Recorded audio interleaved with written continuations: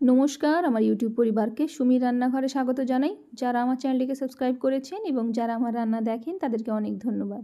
চলুন আজকে একটা কর্নের রেসিপি শেয়ার করি।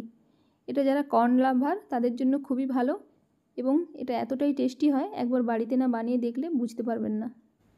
প্রথমে কর্নটাকে এইভাবে টুকরো করে নিচ্ছি। যদি খুব বড় সাইজের হয় তাহলে 3 টুকরো করে নেবেন, আর মিডিয়াম সাইজের হলে 2 টুকরো। এবার আমি টমেটোটাও কেটে নিচ্ছি বড় বড় করে, আর পেঁয়াজটাকেও একটু বড় বড় করে কেটে নেব।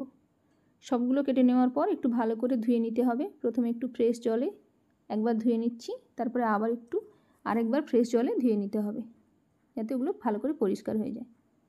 তারপর একটা প্রেসার কুকার নিয়ে প্রেসারের মধ্যে আমি ওই কর্নগুলো দিয়ে দেবো ওই অবস্থাতেই, আর দেবো টমেটো আর পেঁয়াজ, আর দেবো আদা কুচোনো যেটা আমি রেখেছিলাম সেটা দিয়ে পরিমাণ মতো জল দিয়ে দেবো। পরিমাণ মতো জল দিয়ে এবার ওর মধ্যে 1 চামচ হলুদ গুঁড়ো আর বড় চামচের 1 চামচ নুন দিয়ে দেব। দিয়ে প্রেসারে 2টো সিটি দিয়ে দেবো।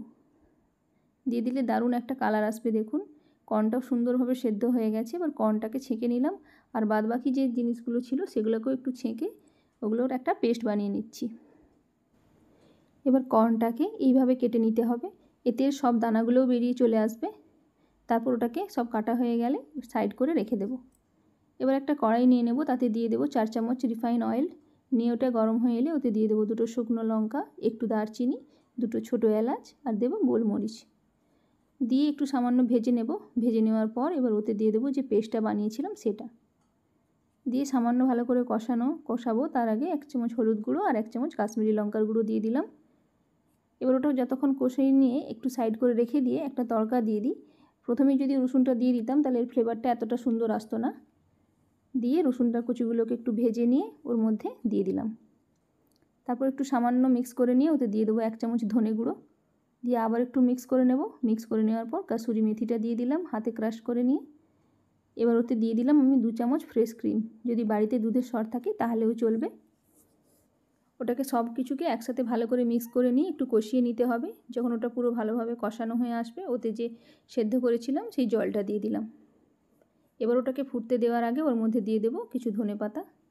দিয়ে ওটাকে ভালো করে কিছুক্ষণ ধরে ফুটিয়ে নেব, যতক্ষণ না পর্যন্ত গ্রেভিটা একটু ঘন হয়ে আসে। আরও 1 চামচ নুন দিয়ে দিলাম, নুনটা টেস্ট করে দেবেন। তারপর যখন গ্রেভিটা ঘন হয়ে আসবে তখন যে কেটে রাখা কর্নটা ছিল সেটা দিয়ে দিলাম। কিছুক্ষণ ধরে ভালো করে মিক্স করে নেব, যাতে গ্রেভি সাথে কর্নটা একদম ভালোভাবে মিক্স হয়ে যায়।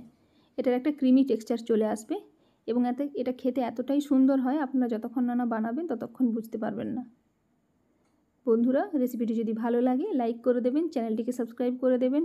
ভালো থাকবেন, সুস্থ থাকবেন, কমেন্টে অবশ্যই জানাবেন কেমন হলো। দেখা হচ্ছে পরের রেসিপিতে।